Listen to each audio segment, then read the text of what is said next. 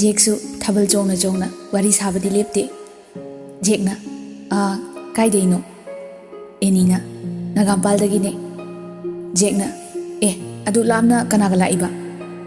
Enina hauziki imanabido madi swaidene mana lawba lakpane ada papuna lekpa phate harapadagi ipaduga lakpane. Jekna noi hauziki nopadugi sairo namanabido. Enina natte sumphagi taurini. Jekna aidi asengwa malure. Somdana tona kaino sum chatleidubo. Rojarna hairadi chongoidro kaino ni. Tona haidradi phamurocho. Rojarna is aduga atopanupa pahenge hairo. Tona sum chatleiradi ahal gaina cherakani haibini. Rojarna as hoise chonglage. Rojarna heiboy heitaboy kawbududa tondi nokpada loire. Rojarna nokano aina haiti haidro. Tona noi chi hoi manakta chongsilao. Nakandagi thoina bai noi sairo. Tona nate enigi mawani manigi macha. Thoina masak yam fasai. Rojarna nangsu fasai dudi. Thoina ekhoidi thibanida. Rojarna hoi aduidi thiramani makeup na orambasu ye. Lao akoi chi hoi manakta amu chongurase.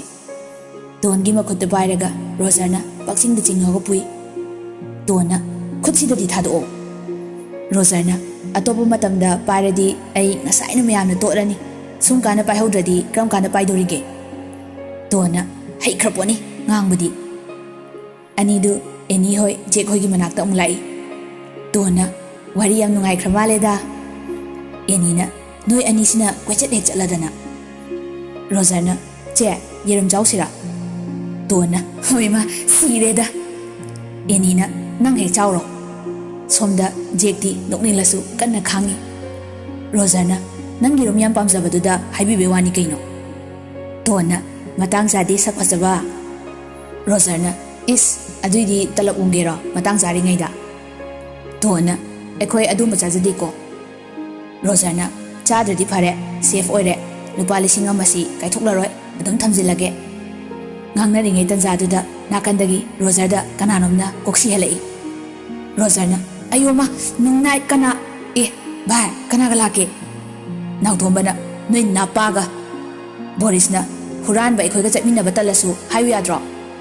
Rojarna as bai wakhaldu onare. Jekna Borisna daje akhoi dasu chatkidai thingnabro. Jekna lakminai ne asaida chonglamni.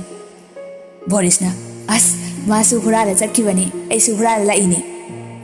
Rojar yam ngakna che akhoi inana tro adeisa. Enina kadaino. Rojarna tu ade nupa ke upasiga pairaga wari sanaisa. Enina madi kanaga laisano.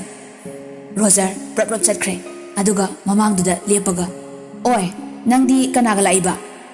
Ena khapre khangi lekai naubo hoiga lakpane. Rojarna chaningladi asaina engonda haibiyadro irang yam dozanu nang haibirisine horen haminakisi amu mangkinu. Enana hoi. Rojar su chatkre. Nikina noi sairo. Enana natte he ekhoi ninigi machani ming kaunai pakna hanadi. Nikina Rojar amu halaklaga tonda pai. Borisna bai nupa se ekhoi dani nupi se kanano. Rojarna akhoi mamtongi machani. Nautombana as nang hana haidabanina mina hankredo. Rojarna yare aswaide kabu phajabama yenguro khwaide phajabasibudi aina paire. Nautombana ngarangi makhu tekpa nupidu chongdrajalo. Rojarna makhu tekpa nupiduni aina paise. Nautombaga Boriska cheptharaga yengi. Wow. Nautombana ngasini hena phajarami. Rojarna pung kayano khangro makeup se kahona pyar he haubadai loi phau keribani. Jektu handakti khangwa ngamdre kanna nokthorei. Tanjaduda Jek ki phone du vibration lai. Jek phone du lawthoklaga yengi. Jekna as hello tamo. Jekopna makhol sidi volunteer oiro lekai gya. Jake nati kwa Kithildane tamo. Jacob yam ting hansingan ko now, kanaga sa lino. Jake imanaba mayamga chatpane, hoi tingoy, nahak chung hige. Jacob pare dudi. Jake adu tamo ay kuiroy, halani, tumang kino, wari sadaw laye. Jacob kay wari. Jake swayda nungayarwe, hala aga hairage. Jacob hoi.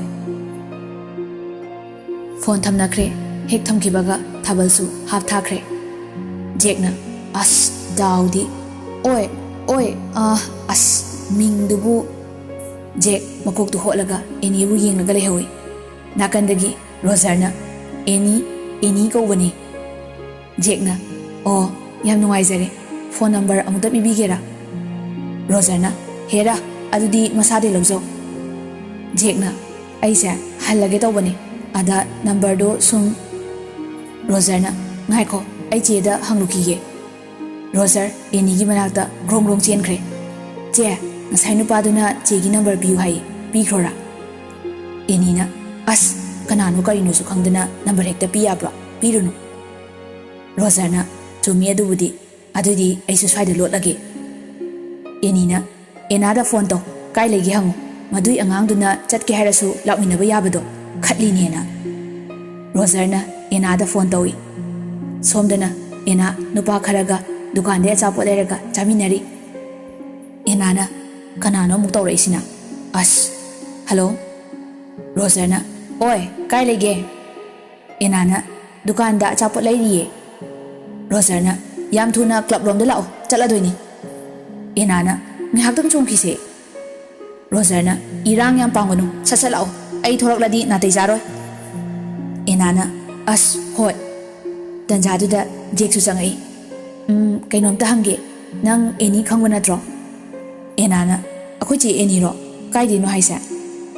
Jake nagampal dagi. Ena o khange akhoi che ne. Jake number amda piramgera. Ena hoi piramge dabu kai de no. Jake singjamai Thokchom le kai de ne. Ena o harage. Jake ena machi gi number du piram laga magisu niki da piram le aduga machi hoi leifam du thiraga lai. Roger is yam lei thare da noi amaduna leramiro. Ena nomi oh. Roger is noktana ga tawi oh gaina number 10 sina namai du da powder direct ladi hosi. Enina yare chatna ba tawse. Ena che ngak ta chongki se. Roger nang chong horoge hai bro. Tona bye chalage hai ro. Enina hoi bye chalage. Tona phare aisu akhoi ma da chalasi hai rage. Enina nang di chong ko kaino lekai ne. Tona bit leitre. Roger ai chalani hai be ro. Tona as masi angang sidi natte he. Roger makeup mamal hanjandri ko chongau ko. Tona hotel le chongningdre. Roger khange nangdo ai chat khrani haibeni. Ena aduidi chongki se. Roger thazil lakani nang masu.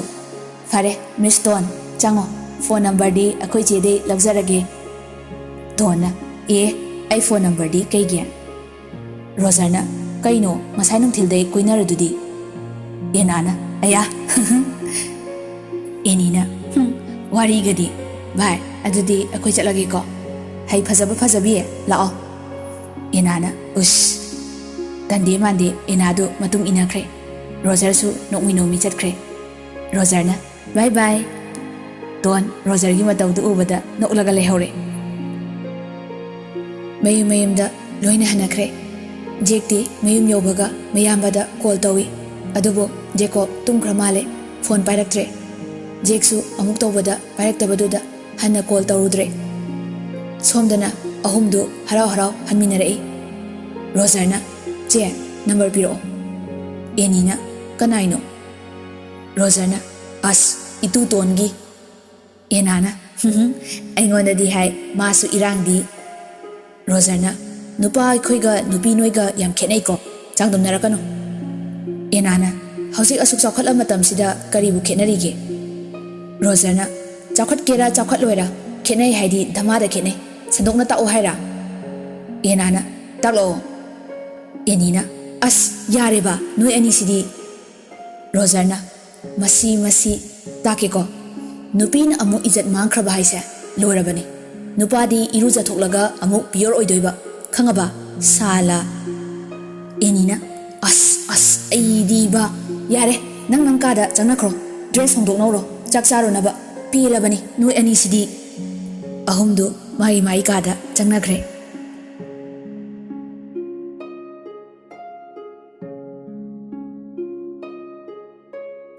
Somdana Jeksu mayamana phone pairaktabaduda ngasai lahoba number du yenglaga lei Jekna mayumda leramadra aibu message thajan sirane as padi pakatli he thinaga cheraktana hoide nupana bu mapugidi cheibiraktabi Jek message iba hore eni yum yoraba somdadi machin mana chakchari banina phone dudi kada le hore Rogerna che ton se hoji khangnaba leibro Enina khangdeda nahan waidi makoida koibani adubu thawaina nungsiba repadi leitabani phabudi yam phabani khara langjarasu ado nungsi ningol gi matangdati kya sanadeda akhoi party di nupa amta koidedana aduna masu koirasu kaisuwari haidukdeda Rogerna amta singba khangdopiro koidradi ai koijarage Enina Masaksiga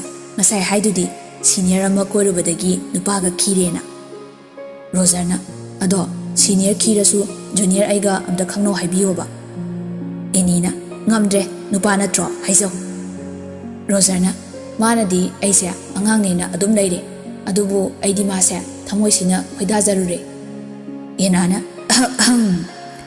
Rogerna usitriya nangido Enina hoise Teche mong yengige atopa kana khangnari hangnukige Rogerna hoije chaba loiraga mai kada changnakhre eni tumagena phone du pung kaya tare hafet yenglubada message ahum leirambadu company gi oramnina yengludre somda jekti sumsum khoidok sagalai ngasine I kartana phone toksini ko saudabaina saubai maramsina karige as khangdreda thamoisinadi tinglaukre Sumaina tauzalo apam nungsi kaisibo amuksu message thajali aina message tharakpasi yam kaidabra adubu aigi punsida sumaina nupi amadada message ti thakidri thajaramdabasu yai kaisu kaide adubu aigi oinadi somse punsigi ahanba khoidajaruba misak adu oikre thamoigi warolse nafamda tamjabane masida yes or no dudi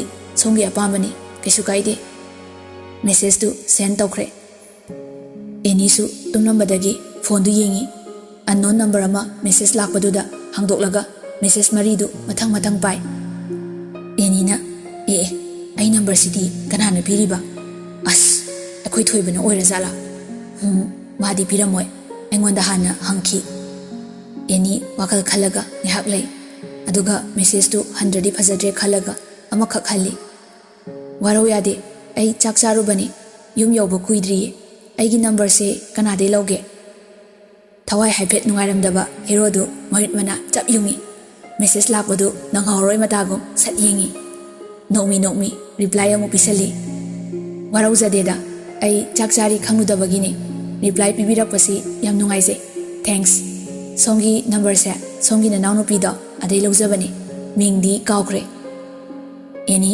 message tu pai haipa sabi foreign ningol sina mawoiramni Khanglabani as tan kredako nupana haga message thanabase tan message amu reply toksali o ena ko bane fare matam se thengle tumage ko good night amu message la ena jekti hara bazaruraga good night harapadudadi mutka loin off oikre jekna as bitti hoida thabal chongbai waramani lemdi leme he kya chagadaba nupidi oiraroi wangangse yadeba aisu apam nungsi khangjadrasu college da nupidi pulibanina nupigi lichat khardi khangeba masi nupisi koide yadre jekna message ki reply amu pisale hoi tumako aisu tumage good night Somdana Rojardi number do machidi lawzarasu message thabadi ngamjade adubo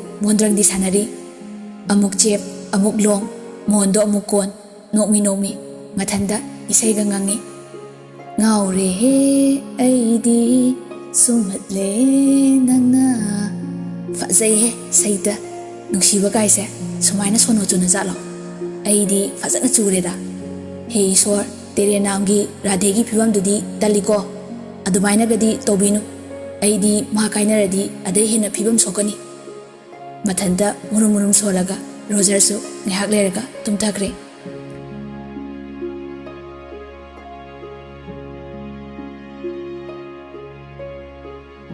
nongale adubu thingna tumnakiba enaga Roger gadi tumbagote naitom poksarasu eni thoidokna kiba haibadu oidi afaba mama pagi pauta khuding ngakna chachai masak fajababu pamdaba kanabu lege eni da ngawbu nupadi kungaini adubu nongta nupana haga onjinarude nungsi lambi dasu khungda jadri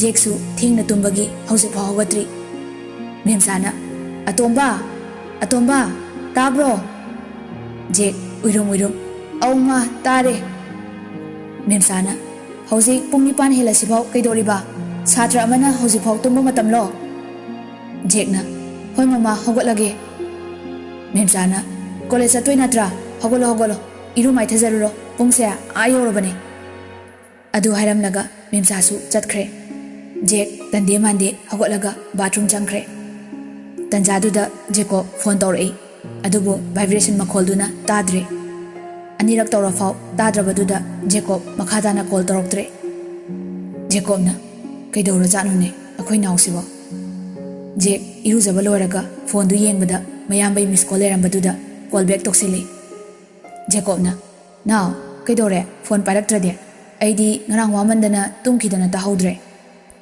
Jekna tamo dadines ka pa phongna bro Jacobna phongna de paisa dogiro adubodi my account da transfer tawkrabane Jekna as aduinate yam luba malaire Jacobna kai arubano Jekna aina haibadi phajade tamona amuta hayo mana koinai banu pido ate kana sunate Lucy haibiduni Jeko wahidu tabda pungangai adubu ing tabba afaba nupa oibana tapna hairei now migi apambada ekhoina khut thingzilubagi mathau tade maduda afaba romda khankradi phai fataba romda khankrabadi maruptu kainagadoribani Jekna sumnungai dedana dadi nesti yam phai madi kesu khangjaramoi Jekobna nupani masu huran bagi tarani mapugi nomalairi kona khangjaraksani madu hairoba yaroi aduga nangsuna heidu ninthina tamu adumba langphangda tawraga leiganu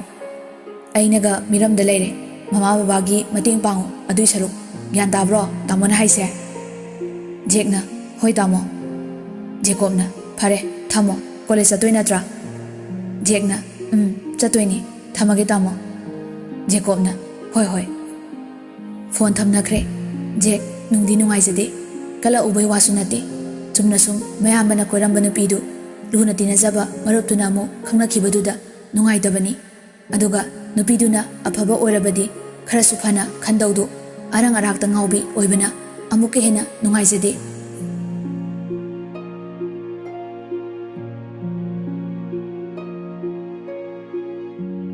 somda enisu college satnaba haiduna kan loisili tanjaduda Roger eni manakta changai Rogerna che ngarang haibado kauni ko enina yan thuselaida prabab koina ninglabo Rogerna au matama haningdraba enina is hoi horen college da wari khangdorak lage Rogerna hoi ado leiramasu standby oijagi hayo enina imai pema onthona chopna hek pamlureda Rogerna chopana teko thamoina khoidajarubaini enina hoi enisu college satnaba haiduna thore magi bespadu thodorakpada jek lerambadu urabasu madi masakbu khangludre maramdi ngarang thabalduda thoina yengludabana jek eni matungda bullet tu thauraga inarei jekna gp da tambro semester kayano eni